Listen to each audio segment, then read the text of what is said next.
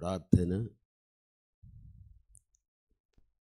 ఆశ్చర్యకరుడైన మా తండ్రి, అద్భుతమైన మా మంచి యేసయ్య, ఘనమైన మీ నామమునకు స్తోత్రములు చెల్లిస్తున్నాము. ఈ ఆదివారపు యొక్క దినాన ఆరాధనకు తండ్రి యోగ్యుడైనటువంటి మిమ్ములను చక్కగా తండ్రి ఆరాధించడము ద్వారా మీరు గొప్పగా మహిమ పొందగలిగితిరి. మీ నామాన్ని తండ్రి ప్రసిద్ధి చేసుకోవటానికి మమ్ములను లోకంలో ఏర్పరచుకోగలిగారు. మీరు ఏర్పరచుకున్న విధానాల్లో మా యొక్క జీవితాలు నడుస్తున్నప్పుడు మీరే తండ్రి మాకు అండగా మీరుండి నడిపించాలి. లోకంలో ఎన్నో తండ్రి మా ఆత్మీయ జీవిత ప్రయాణములో ఎదురయ్యేటువంటి శోధనలు జయించుకుంటూ సాగిపోతూ మిమ్మల్ని మహిమపరుస్తూ ఉండని దేవా, మా జీవితానికి అవసరమైన మీ సందేశాన్ని మీరు అందించండి. యేసయ్య నామములో ప్రార్థన చేస్తున్నాము తండ్రి, ఆమేన్. హల్లెలూయా, హల్లెలూయా. దేవాతి దేవునికి స్తోత్రములు. ఈ సమయం దేవుని యొక్క వాక్యం మనం చదువుకుందాం.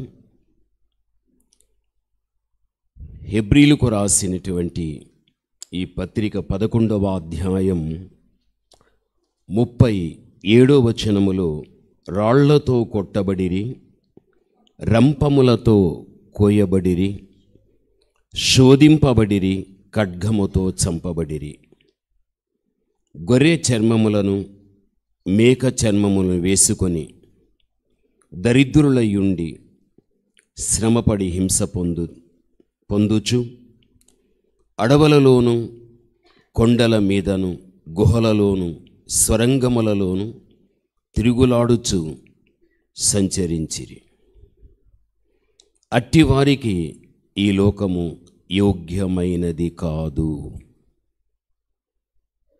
హెబ్రీ 11:37-38 ఉన్నటువంటి విషయాలు ఇవి. 38లో చివరి మాట, అట్టి వారికి ఈ లోకము యోగ్యమైనది కాదు. ప్రభువునందు ప్రియమైనటువంటి వారులారా, ఈ సమయంలో మనము గమనించవలసినది, గడిచినటువంటి రోజులలో దైవజనులు పగడాల ప్రవీణ్ ఒక మంచి దైవజనుడు. తాను మండుచు ప్రకాశించే ఒక దీపము లాంటి వ్యక్తి. దీపం చీకటిలో ఉన్న వారందరినీ కూడా ఆ దీపం తన వెలుగులోనికి ఆహ్వానిస్తుంది. దైవజనులు పగడాల ప్రవీణ్ గారు ఒక దీపము లాంటి వ్యక్తి. పాపాన్ని బట్టి అంధకారములో జీవిస్తూ ఉన్నటువంటి ప్రతి ఒక్క వ్యక్తిని కూడా ఒక చక్కని వెలుగు బిడ్డలుగా చేయటానికి ఒక చక్కని సేవను చేసినటువంటి వ్యక్తి. ఇది కేవలం ఒక రాష్ట్రమే కాదు, ప్రపంచవ్యాప్తంగా చెదిరి ఉన్నటువంటి, సేవలో తనను ఎరిగి ఉన్నటువంటి ప్రతి ఒక్కరూ కూడా తనను బట్టి ఎంతో బాధపడగలిగారు. ఎందుకు ఆ బాధ అంటే, అనేకమైన ఆత్మలకు ఒక ప్రయోజనకరమైనటువంటి ఒక సాధనముగా తాను వాడబడినటువంటి వ్యక్తి. అలాంటి వ్యక్తి ఈ తనువు తాను చాలించడం అనేది మనం ఆలోచించగలిగినట్లయితే అది చాలా ఘోరమైనటువంటిది. భూనివాసులు అనగా యేసుక్రీస్తు అంటే పట్టని గిట్టని వ్యక్తులు, పరిశుద్ధ గ్రంథం అంటే పట్టని గిట్టని వ్యక్తులు, దైవ సేవకులంటే పట్టని గిట్టని వ్యక్తులు, ఒక చక్కని ఆలయం అంటే పట్టని గిట్టని వ్యక్తులు అతని మీద దాడి చేసి అతని యొక్క ప్రాణానికి ప్రమాదాన్ని తెచ్చిపెట్టగా తాను తనువు చాలించడం, ఇది అనేక మంది క్రైస్తవ సమాజంలో ఉన్న వ్యక్తులందరి హృదయాలను కదిలించింది. అనేక మంది వ్యక్తులు దుఃఖపడగలిగారు. అట్టి వ్యక్తులకు ఈ లోకము యోగ్యమైనది కాదు. అందుకే బైబిల్లో చూస్తే రాళ్లతో కొట్టబడిన వారు ఉన్నారు, రంపములతో కొయ్యబడిన వారు ఉంటున్నారు, అనేక విధాలుగా శోధించబడినటువంటి వ్యక్తులు ఉంటున్నారు. పరిశుద్ధ గ్రంథాన్ని మనము చూడగలిగినట్లయితే దేవుని నిమిత్తం, వాక్య నిమిత్తం అనేక మంది వ్యక్తులు ఈ భూనివాసుల ద్వారా ఎంతోమంది చనిపోవడం మనం చూస్తూ ఉంటున్నాం. ఈ దైవజనులు కూడా దేవుని నిమిత్తం, దేవుని యొక్క వాక్య నిమిత్తం భూనివాసుల చేత తాను కూడా చంపబడగలిగాడు అంటే తాను దేవునికి ఒక హతసాక్షి కాగలిగాడు. స్టెఫను రాళ్లతో కొట్టారు. అయితే రాళ్లతో కొట్టి ఇక తన ప్రాణము పోయేటువంటి పరిస్థితులలో పరలోకములో దేవుని యొక్క కుడిపార్శ్వమున కూర్చున్నటువంటి యేసుక్రీస్తు ఏం చేశాడు? ఆయన లేచి, ఆయన నిలచి, ఆయన చూడగలిగాడు. భూమి మీద దేవుని యొక్క పక్షమున దేవుని సేవ చేసేటువంటి వ్యక్తులు భూనివాసుల చేత బాధింపబడుచున్నప్పుడు, కొట్టబడుచు ఉన్నప్పుడు, భూనివాసుల ద్వారా వారి ప్రాణానికి ప్రమాదము కలిగినప్పుడు పైనున్నటువంటి దేవుడు నిలచి చూచేటువంటి వాడు. అక్కడ నిలబడినట్లు బైబిల్లో మనకుంది. మీరు అపోస్తల కార్యాన్ని మీరు చూడగలిగితే గాన బైబిల్లో ప్రభువు స్టెఫనుకు జరిగేటువంటి విషయంలో అదే 7వ అధ్యాయాన్ని మీరు చూడగలిగితే 55 నేను చదువుతా, మీరు చూడండి. 7:55లో అయితే అతడు పరిశుద్ధాత్మతో నిండుకొనిన వాడై ఆకాశం వైపు తేరిచూచి దేవుని మహిమను, యేసు దేవుని కుడిపార్శ్వమందు నిలిచి ఉండుట చూచి, ఆకాశము తెరుబటయు మనుష్య కుమారుడు దేవుని కుడిపార్శ్వమందు నిలిచి ఉండుట చూచుచున్నానని చెప్పాను. అనగా భూమి మీద ఒక వ్యక్తి దేవుని నిమిత్తం, సేవ నిమిత్తం భూనివాసుల చేత బాధింపబడేటప్పుడు పరలోకములో ఉన్నటువంటి దేవుడు చూచి చూడనట్టుగా ఉండేవాడు కాదు. తన భక్తులు బాధింపబడేటప్పుడు ఆయన నిలచి చూచే దేవుడై ఉంటున్నాడు. అదేవిధంగా దైవజనులైనటువంటి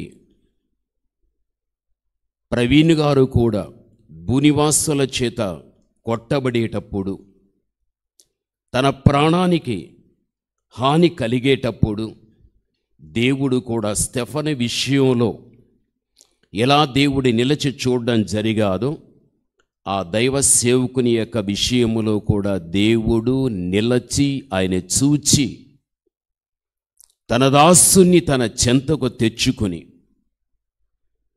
ఇక భవిష్యత్తులో తన కోసం దేవుడు సిద్ధపరిచినటువంటి ఆ నిత్య విశ్రాంతిని పొందటానికైనా, ఆ నిత్య జీవాన్ని పొందటానికైనా, ఇక నిత్యము దేవునితో తాను నివాసం కలిగి జీవించటానికైనా అటువంటి గొప్ప భాగ్యము, ధన్యత దేవుడు ఆ దాసునికి ఇవ్వడం అన్నది జరగగలిగాది.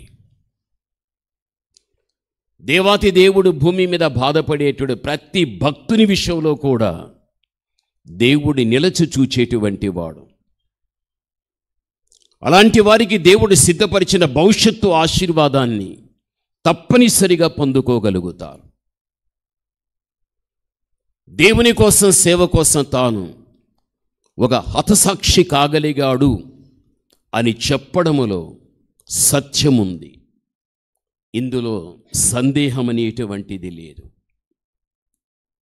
బైబిలు గ్రంథంలో యేసుక్రీస్తు ప్రభుల వారు ఏర్పరచుకున్న శిష్యులైనా కానీ, లేక దేవుడు తన యొక్క పని నిమిత్తముగా ఏర్పరచుకున్నటువంటి దైవజనులైనా కానీ మనము చూడగలిగితే, చాలామంది ఎవ్వరు కానీ దేవుని సేవ చేసేవారు సామాన్యమైన మరణాన్ని పొందినట్లుగా ఎక్కువ మనకు కనిపించదు.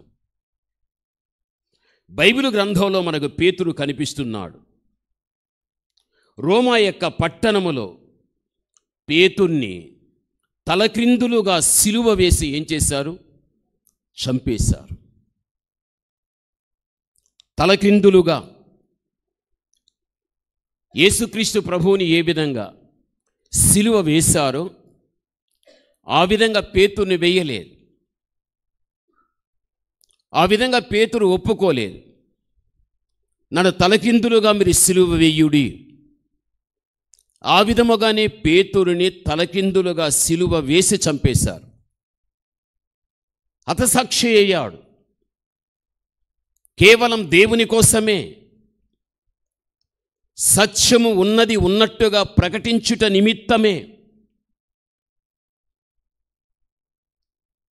ప్రభునందు ప్రియమైనటువంటి వాళ్ళారు, మార్కును మనము చూడగలిగితే అలెగ్జాండ్రియా పట్టణములో వీధుల్లోనికి ఈడ్చుకొని వెళ్ళిపోయారు. చేతులను కట్టేశారు, కాళ్ళను కూడా కట్టేశారు. అలా కట్టి ఏం చేశారంటే అనేకుల ఎదుట అతన్ని కాల్చేశారు. ఎప్పుడైతే మార్కు అగ్ని చేత పూర్తిగా కాల్చబడిపోయాడు, తాను కూడా ఒక హతసాక్షి అని చెప్పడంలో సందేహం లేనేలేదు. వీరందరూ కూడా కేవలం దేవుని నిమిత్తముగా, దేవుని సేవ నిమిత్తముగా భూనివాసుల చేత చంపబడినటువంటి వ్యక్తులు. ఇంకా మన బైబిల్లో చూస్తే లూకా మీ అందరికీ తెలుసు, ఇతడు ఒక అన్యుడై ఉన్నప్పటికీ కూడా ఎక్కువగా క్రీస్తుని వెంబడిస్తూ క్రీస్తుని గురించి తెలుసుకొని ఆ దేవాతి దేవుణ్ణి దేవుడుగా స్వీకరించడమే కాకుండా తన జీవితం దేవుని కోసమే ధారపోశాడు. అతడు దేవుని పక్షమున ఉన్నవాడే, అనేకులకు సత్యమైన క్రీస్తుని ప్రకటించిన వ్యక్తే. అయితే గ్రీసు దేశంలో లూకాను పట్టుకొని ఒక చెట్టుకు అతన్ని ఉరితీసి చంపేశారు. అతడు పాపం చేసి దాని ఫలితముగా లూకా ఎక్కడ కానీ తాను చనిపోలేదు, ఉరితీసి చంపేశారు. ఇక బైబిల్ గ్రంథంలో మీకు యోహాను తెలుసు. యోహాను కూడా రోమియోలు పట్టుకున్నారు. కేవలం క్రీస్తుని నమ్మిన కారణాన్ని బట్టి, కేవలం క్రీస్తుని గురించి ప్రకటించుటను బట్టి అంతే, ఇంకా వేరొక విషయం లేదు. ఆ రోజుల్లో రోమియోలు అంత కఠినముగా వ్యవహరించగలిగారు క్రీస్తు విషయంలో. అని స్వార్థ విషయంలో. అయితే బాగా కాగుచ్చు ఉన్నటువంటి నూనెలో యోహాను వేసేశారు. కాగే నూనెలో ఏది వేసినా కూడా అది బాగా ఉడికి మాడిపోతుంది. అది యోహాను కాగుచ్చు ఉన్న నూనెలో వేసిన తర్వాత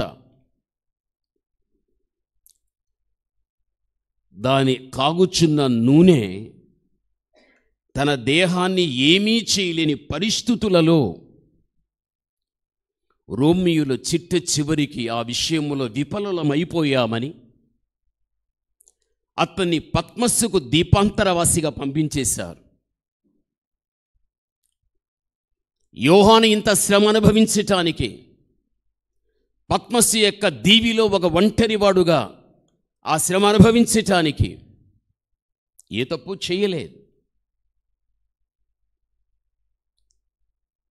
కేవలం సృష్టికర్త అయినటువంటి దేవుణ్ణి తాను నమ్ముటను బట్టి, ఈ సృష్టిలో ఉన్నటువంటి ప్రజలకు సృష్టికర్తను గురించి ప్రకటించుటను బట్టి రోమియోలు ఆ రోజున అంత కఠినముగా వ్యవహరించి అతని విషయంలో అంత బాధ పెట్టినట్లుగా మనము చూడగలం. అంతేకాదు, బైబిల్ గ్రంథంలో పెద్ద యాకోబు అనేటువంటి వ్యక్తి మనకు తెలుసు. ఇతని విషయములో కూడా యెరూషలేము యొక్క పట్టణములో అందరూ చూస్తూ ఉన్నట్టుగానే అతని శిరచ్ఛేదం చేసేశారు. పెద్ద యాకోబు ఎక్కడ కానీ భయపడలేదు.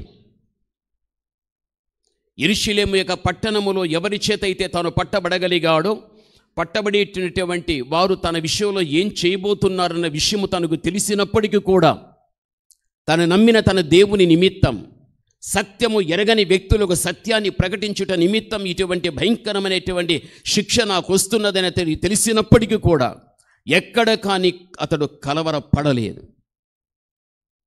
అటువంటి పరిస్థితుల్లో యెరూషలేము పట్టణములో అతన్ని శిరచ్ఛేదం చేసేశారు. దేవుని కోసం హతసాక్షి అయిపోయాడు. ఏదో తాను తప్పు చేశాడు. లోకము యొక్క దృష్టికి, మనుషుల దృష్టికి ఇది లేదు. మనకు బైబిల్లో కూడా చిన్న యాకోబు కనిపిస్తూ ఉంటున్నాడు. ఇతను ఏం చేశాడు తెలుసా? యెరూషలేము యొక్క దేవాలయ శిఖరం మీదకి ఎక్కించి అక్కడ నుండి అతని కిందికి పడవేయగలిగారు. చిన్న యాకోబును అక్కడి నుంచి కిందికి పడవేసిన తర్వాత చనిపోయాడు అని అనుకున్నారు. అయితే చనిపోలేదు, ప్రాణము ఉంది ఇంకా తనలో అని అందరూ గుమ్మికూడి కొట్టి కొట్టి కొట్టి కొట్టి చంపేశారు. ఎంత ఘోరం తెలుసా? దేవుని కోసం తను అసాక్షి అయ్యాడు. ప్రభునందు ప్రియమైనటువంటి వాళ్ళారు, మనం అర్థం చేసుకోవలసిన విషయం, మళ్ళీ చెబుతున్నా, వీరు సృష్టికర్త అయినటువంటి దేవాతి దేవుణ్ణి నమ్ముకున్న కారణాన్ని బట్టి అసత్యములు ఉన్న వ్యక్తులకు సత్యమును గురించి ప్రకటించగలిగితే తగిన దైవజ్ఞానాన్ని పొందుకోగలుగుతారని, ఒక చక్కని మేల్కొలుపు అనేది వారికి రాగలుగుతుందని, ఆ రోజుల్లో వారు ఏ బలహీనతలతో ఉంటున్నారో, ఏ పొరపాట్లలో అయితే ఉంటున్నారో వాటి ద్వారా ఒక రోజున వారు నిత్య నరకాగ్నికి వెళ్ళిపోతారని, ఆ పరిస్థితి బ్రతికిన కాలములో ఎవరికి సంభవించకూడదు అని, వారు బ్రతికిన కాలములో వారు మోక్షానికి వెళ్ళేటువంటి ఒక సరైన సత్యాన్ని వారికి ప్రకటించగలిగితే, సత్యమును నమ్మి సత్యములో జీవించగలిగినట్లయితే వారికి మోక్షం అనేది రాగలుగుతుందని ఆ రోజుల్లో ఈ సేవకులంతా కూడా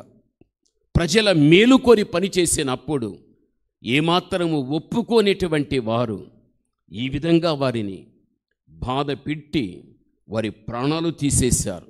వీరంతా హతసాక్షులైపోయినటువంటి వ్యక్తులు ఇద్దరు. బైబిల్ గ్రంథంలో బర్తొలొమీయ మాకు కనిపిస్తున్నాడు. బర్తొలొమీయ జీవితాన్ని మనం చూస్తే అతడు బ్రతికే ఉన్నాడు, ప్రాణం పోలేదు. ప్రాణము ఉన్నట్టుగానే తన దేహానికి కప్పబడిన చర్మాన్ని ఒలిచారు వాళ్ళు. ఒక జంతువు యొక్క చర్మాన్ని ఎలా తీయడం అనేది జరుగుతుందో, అది చనిపోయిన తర్వాత చర్మాన్ని తీస్తారు. అయితే బర్తొలొమీయ బ్రతికి ఉన్నట్లుగానే అతని చర్మాన్ని జంతువుకు తీసినట్టు తీశారు. చర్మాన్ని తీసేటప్పుడు ఆ గాయం, ఆ బాధ, ఆ నొప్పి ఎంత ఉంటుందో పడిన బర్తొలొమీయకే తెలుస్తుంది, ఎవరికి తెలియదు. చిట్ట చివరికి దేహాన్ని కప్పిన చర్మం అంతా తీసేటప్పుడు, అలాగే తన రక్తమంతా పోయిన తర్వాత బర్తొలొమీయ చనిపోయాడు. దేవుని కోసం, సత్యం కోసం, ప్రజల మేలు కోరి అసత్యములో ఉన్న వ్యక్తులను సత్యములోనికి నడిపించటానికే ఇటువంటి జీవితం, ఇటువంటి పని చేసిన కారణాన్ని బట్టి ఈ పరిస్థితి సంభవించగలిగాది. బైబిల్ గ్రంథంలో మనకు ఆంద్రియా మీకు తెలుసు. ఆంద్రియాను 3 దినాలు అతని సిలువ మీదే పెట్టగలిగారు. 3 దినాలు సిలువ మీద పెట్టినప్పుడు ఆంద్రియా ఎవరైతే అతన్ని చంపటానికి అన్ని విధములు కూడా అతన్ని బాధిస్తూ రాగలిగారో, అతని కొట్టి చంపేటువంటి వ్యక్తులు ఎవరైతే ఉండగలిగారో, 3 దినములు ఆంద్రియా సిలువ మీదే ఉండి తన ప్రాణాన్ని తీసే వ్యక్తులకు సువార్త చెబుతూనే వచ్చాడు. తిట్టేవానికి సువార్త, కొట్టేవానికి సువార్త, వాక్యం చెబుతూనే ఉన్నాడు ఆయన. ప్రాణము పోయేంత వరకు తన ప్రాణాన్ని తీసేవారికి దేవుని గురించి చెప్పగలిగాడు ఆంద్రియా. ప్రభునందు ప్రియమైనటువంటి వాళ్ళారా, ఎందుకు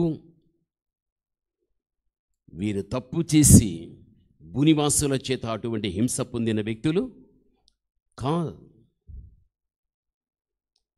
వారు సత్యమై ఉన్న దేవుని నమ్మి, సత్యాన్ని దేవుని పక్షమున ఉండి లోకానికి ప్రకటించుటను బట్టి భూనివాసులు ఆ రోజుల్లో వీరిని ఇంత చిత్రహింస చేసి ప్రాణాలు తీసేసి అంత భయంకరంగా వ్యవహరించగలిగారు. వీరు కేవలం దేవుని కోసం హతసాక్షులైపోయారు. ప్రభునందు ప్రియమైనటువంటి వాళ్ళ, అపోస్తల కార్యములో ఒక మాట ఉంది, మీరు చూడండి.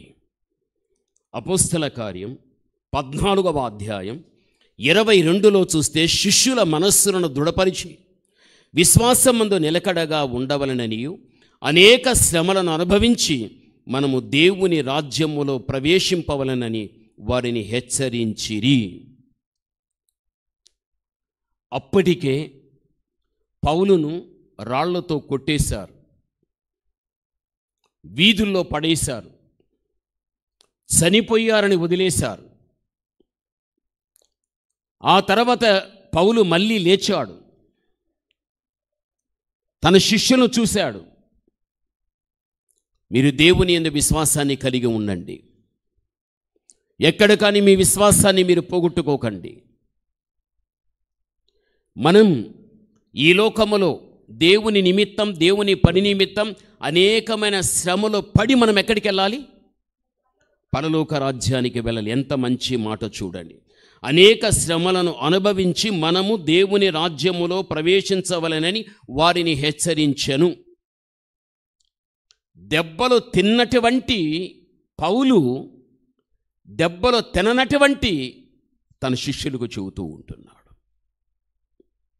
దెబ్బలు తినని వారు, దెబ్బలు తినటువంటి వ్యక్తికి ధైర్యం చెప్పేవారు, ఓదార్చేవారు, ఆదరించేవారు. అయితే ఇక్కడ దెబ్బలు తిననటువంటి, బాధపడనటువంటి తన శిష్యులకు దెబ్బలు తీసుకున్న పౌలు వారిని ధైర్యపరుస్తూ ఉన్నాడు. నాకు ఇలా జరిగాదని ఎక్కడ కానీ మీ విశ్వాసాన్ని పోగొట్టుకోకండి. దేవుని విశ్వాసములో నిలకడగా ఉండండి. మనం అనేక శ్రమలు పడాలి. శ్రమ పడినవాడే పరలోక రాజ్యానికి వెళ్ళగలుగుతాడు హెచ్చరిక చేశాడు. ఈరోజు దేవుని బిడలైన మన జీవితంలో ఈ భక్తులు పడినటువంటి బాధలు, శ్రమలు మనకు లేకపోయినప్పటికీ కూడా మన యొక్క ఆత్మీయ జీవితంలో మనకు ఎదురయ్యే చిన్న చిన్న శ్రమలు, బాధలు, కష్టాలు వచ్చినప్పుడు వాటిని పడుతూ ఆత్మీయతను కాపాడుకుంటూ మనం ముందుకు వెళ్ళగలిగితే మనకేముంటుంది? పరలోక రాజ్యం అనేది ఉంటుంది. బైబిల్లో తోమా మీకు తెలుసు. మనందరికీ మద్రాసు పట్టణం తెలుసు, చెన్నై. పరిశుద్ధాత్మ నడిపింపును బట్టి మన ఇండియా దేశానికి వచ్చాడు. చెన్నై పట్టణములో చోళవరం ఆ ప్రాంతములో ఒక ఈటె చేత తాను పొడుగుబడి చనిపోయాడు. తోమా దేవుని కోసం హతసాక్షి అయిపోయాడు. మీ అందరికీ తెలుసు, చాలామంది వెళ్ళి చూసి ఉంటారు.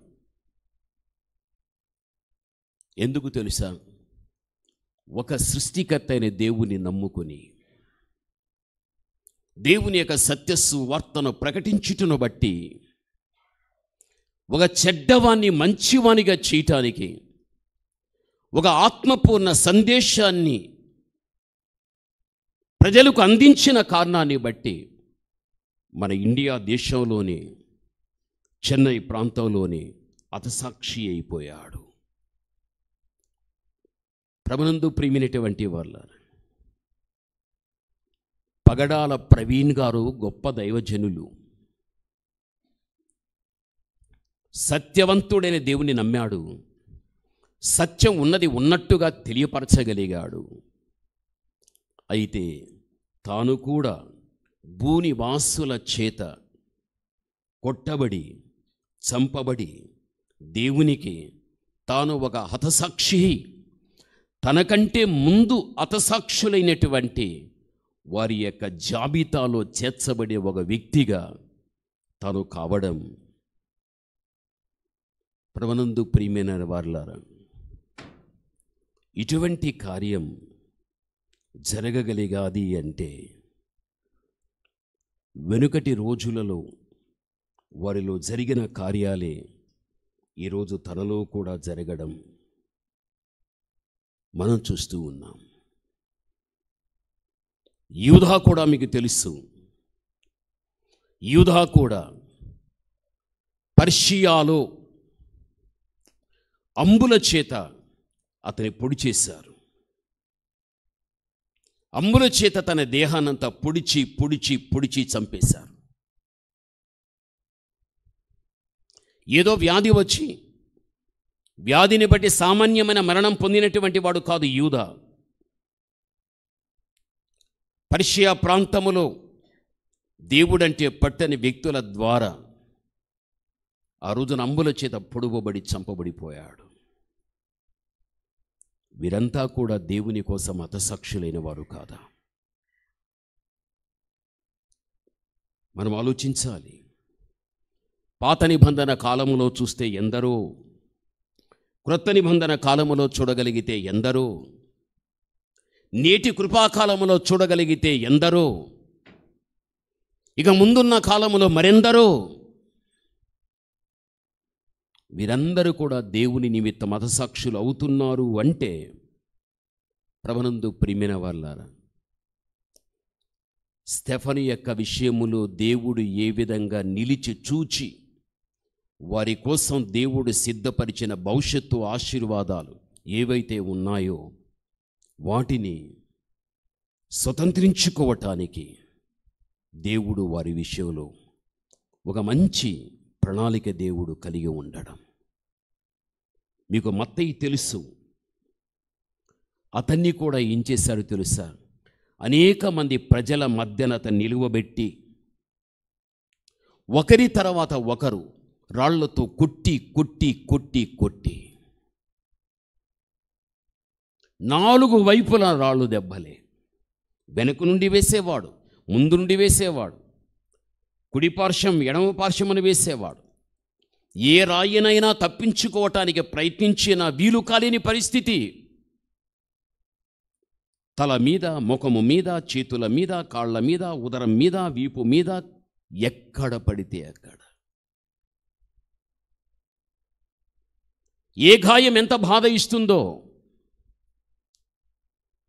ఒక గాయాన్ని బట్టే మనుష్యుని యొక్క శరీరం అంత బాధపడుతుంది. ఒక గాయానికి మత్తయి పరిమితైన వాడు కాదు. దేహమంతా రాళ్లతో కొట్టారు. ఇక చిట్ట చివరికి మత్తయ్యను ఏం చేశారు అనగా, అలా రాళ్లతో కొట్టి ఇక దెబ్బల చేత రక్తసిక్తమై కింద పడిపోయిన తర్వాత వదిలిపెట్టలేదు, అతన్ని శిరశ్ఛేదం చేసేశారు. తల ఒకవైపు, మొండెం ఒకవైపు, ఎంత ఘోరంగా వ్యవహరించగలిగారు. ఆ రోజుల్లో సాతానుడు మనుష్యుల్లోనికి ప్రవేశించి ఎంత ఘోరమైనటువంటి కృత్యములు వారి ద్వారా చేయించగలిగాడు. గమనించవలసిన విషయం, ప్రభునందు ప్రియమైనటువంటి వారు, దేవుని బిడ్డలైన మన జీవితంలో శ్రమలు పడుతూ భక్తిని కాపాడుకుంటూ ఆయన పిలుపు వరకు నమ్మకంగా ఉంటే దేవుని రాజ్యం వారికి ఉంటుంది. భవిష్యత్తులో దేవుడు వారి కోసం సిద్ధపరిచినటువంటి ఆశీర్వాదం తప్పనిసరిగా వారు పొందుకోవడం అనేది కూడా జరగగలుగుతుంది. బైబిల్ గ్రంథంలో మనం మీకందరికీ తెలుసు, పౌలుతో కూడా కలిసి పనిచేసినటువంటి బర్నబా కూడా మీకు బాగా తెలుసు. బర్నబాను యూదులే రాళ్లతో కుట్టి తెస్సలోనికి ఆ ప్రాంతములో బర్నబాను కూడా చంపేశారు. యూదులే, ఏ యూదులైతే యేసుక్రీస్తుని సిలువేయుడి సిలువేయుడి సిలువడని కేకలు వేశారు, ఆ యూదులే పౌలుతో కూడా జతపనివాడుగా ఉండి నమ్మకంగా పనిచేసినటువంటి బర్నబాను కూడా ఆ విధంగానే రాళ్లతో కొట్టి చంపేశారు. ఏ పరిశుద్ధుడైనటువంటి పౌలును దేవుడు ఏర్పరచుకున్నాడో ఆ పౌలు కూడా రోమా చక్రవర్తి యొక్క ద్వారా పౌలు మెడ మీద ఎప్పుడైతే కత్తి పడడం జరిగిందో, ఒక బాలు కింద వేస్తే అలా కింద పడి గుడుగుతూ వెళ్ళిపోతుందో, ఆ రోజున పౌలు యొక్క శిరస్సును కొట్టినప్పుడు అది ఒక బాలులాగా కింద పడి దొర్లుతూ వెళ్ళి మొండెం అక్కడి కూలిపోయాది. దేవుని కోసం హతసాక్షి అయిపోయాడు. ఇట్టివారికి ఈ లోకము యోగ్యమైనది కాదు, యోగ్యమైనది కాదు. నువ్వు ఆత్మీయ కుమార్తెవు, నువ్వు ఆత్మీయ కుమారుడవు. ఈ లోకములో మనం జీవిస్తున్నాం. ఈ లోకములో ఉన్నటువంటి ఈ లోకంలో ఉన్న ఈ లోకం మనకు యోగ్యమైనది కాదు. ఈ లోకం మనకు యోగ్యమైనది కాదని మనం ఎంచి దేవుని నిమిత్తం, భక్తి నిమిత్తం ఎటువంటి శోధన మనకు వచ్చినా నిలబడటానికి దేవుని దగ్గర శక్తిని మనం పొందుకొని భవిష్యత్తును మనం నడిపించుకోవడం ఎంతైనా మనకు మంచిది. జీవితంలో ప్రతి క్రైస్తవుడు కూడా దేవుని నమ్ముకున్న తర్వాత, నేను నమ్ముకున్నా కాబట్టి నా నమ్మకత్వాన్ని బట్టి దేవుడు దీవిస్తాడు, నేను నమ్ముకున్న దేవునికి ప్రార్థన చేస్తే ఈ లోకంలో నాకు కావలసినవన్నీ కూడా ఆయన నాకు ఇవ్వగలుగుతాడు. చాలామంది క్రైస్తవులు ఆయన నమ్ముకున్నటను బట్టి మేలు వస్తుందని, నమ్ముకున్న దేవునికి ప్రార్థన చేస్తే మా అవసరతలను తీరుస్తాడని ఇంతవరకే పరిమితిగా దేవుణ్ణి పెట్టుకున్నారే కానీ ఆయన ఒక నిజదేవుడని, ఆయన సత్యవంతుడు అని, ఆయన గురించి వినేటువంటి ప్రతి మాట సత్యమైనదని, ఈ విధముగా ఆ సత్యములను నడవగలిగినట్లయితే ఈ తనువు చాలించిన తర్వాత మనకు మోక్షం ఉంటుందని, నిత్య నరకాగ్నిని మనం తప్పించుకోగలుగుతామని, ఈ లోకములో అటువంటి దేవుని నిమిత్తం, భక్తి నిమిత్తం లోకంలో ఎన్ని అవమానాలు, నిందలు, శోధనలు, బాధలు, వేదనలు, ఎన్ని కష్టములు మనకు వచ్చినా కూడా వాటన్నిటిని భరించుకుంటూ మన ఆత్మీయ జీవితాన్ని మనం ముందుకు నడిపించుకోవాలనే ఆలోచన నేటి వరకు క్రైస్తవ సమాజానికి రాలేదు. కొంచెం శ్రమ వస్తే, కొంచెం కష్టం వస్తే, ఏదైనా కాస్త భయాన్ని కలిగించేవి మన కళ్ళ ఎదుట కనిపిస్తే, మన చెవులకు వినబడితే, ఈ దేవుడొద్దు, ఈ సత్యమొద్దు, ఈ వాక్యమొద్దు, ఈ చర్చనే వద్దు అని ఎంతోమంది విడిచిపెట్టి వెళ్ళిపోయిన వారు ఈ రోజుల్లో లేరా? ఈ రోజున ఒక మంచి దానివై మంచివాడవయ్యావు అంటే యేసుక్రీస్తుని కూడా సిలువ మీద వేసి, సిలువ క్రింద ఉన్నప్పుడు కొట్టి కొట్టి కొట్టి కొట్టి బాధించి, ప్రాణం ఉన్నప్పుడే ఈ బాధలని భరించాడు. చిట్టి చివరికి అలా శరీరం అంతా కూడా ఒక రక్తపు మడుగులో ముద్దలాగా చేసేసి తర్వాత సిలువ మీద ఎక్కించగలిగారు. ఎంత ఘోరం! అది మన పాప ఫలితం. మనుష్యులందరి యొక్క పాపం ఆయన మీద మోపబడ్డది. దాన్ని ఆయన భరించాడు. దాని ఫలితమే సిలువలో పడినటువంటి ఆ యొక్క శ్రమల మరణం. ఆ ఒక్క కారణాన్ని బట్టి నువ్వు మంచిదనివయ్యావు, నువ్వు మంచివాడవయ్యావు. ఆయన హతసాక్షి అయ్యాడు. ఒక ప్రాణాన్ని మాత్రమే కాదు ఆయన త్యాగం చేసింది. ఆ పరిశుద్ధుడైనటువంటి దేవుడు తన పరిశుద్ధతను త్యాగం చేసి మన అపవిత్రతను దేవుడు తీసుకుని దాని ఫలితముగా వచ్చిన సిలువ మరణమును క్రీస్తు పొందుకోగలిగాడు. ఆయన కోసం ఒక మాట తీసుకోలేవా? ఆయన కోసం ఒక దెబ్బ తీసుకోలేవా? ఆయన కోసం ఒక అవమానాన్ని పడలేవా? ఆయన కోసం ఒక నిందను పడలేవా? ఆయన కోసం ఒక దుఃఖాన్ని నువ్వు పడలేవా? ఈ తరములో బ్రతికి ఉన్నట్టుగానే దేవుడు ఏర్పరచుకున్న మహా గొప్ప భక్తులు భూనివాసుల చేత చంపబడిపోతూ ఉన్నారు దేవుని నిమిత్తం. ఆయన నిమిత్తముగా ఎన్ని లోకంలో మనకొచ్చిన దానంతటిని ప్రేమతో నువ్వు స్వీకరించి భరిస్తూ ముందుకు సాగిపోవాలి.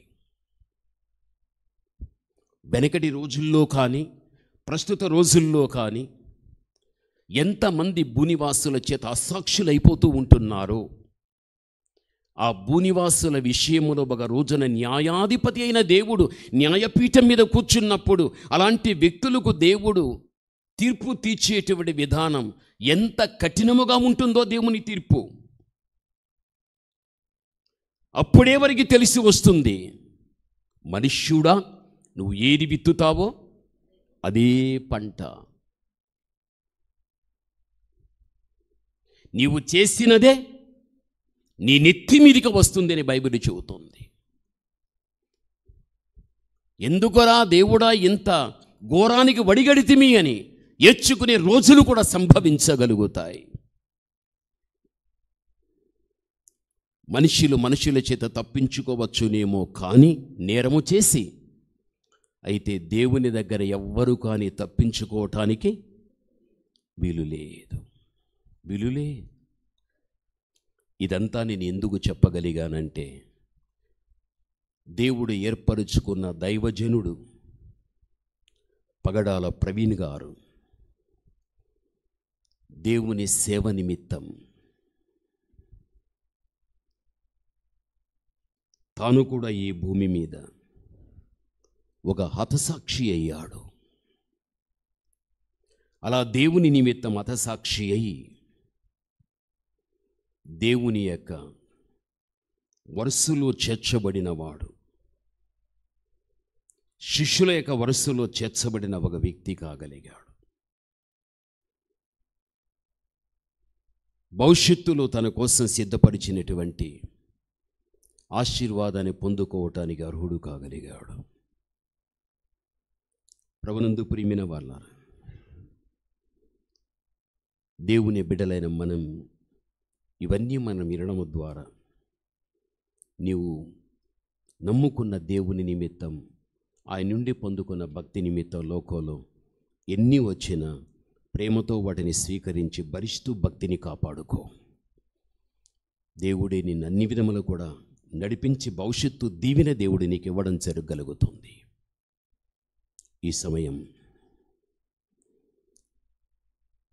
ఈ తనువు చాలించినటువంటి తన విషయంలో తనను ప్రేమించి ఇష్టపడినటువంటి ఎంతోమంది దైవ సేవకులు ఉన్నారు, భక్తి కలిగిన వ్యక్తులు ఉన్నారు.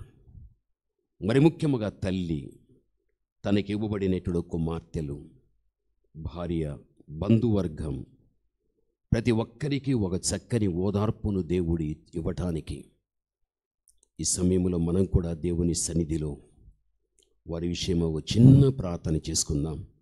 అందరూ లేచి నిలచి కళ్ళు మూసి మన యొక్క రెండు చేతులు కూడా పైకెత్తి దైవ సన్నిధిలో మనం ప్రార్థిద్దాం.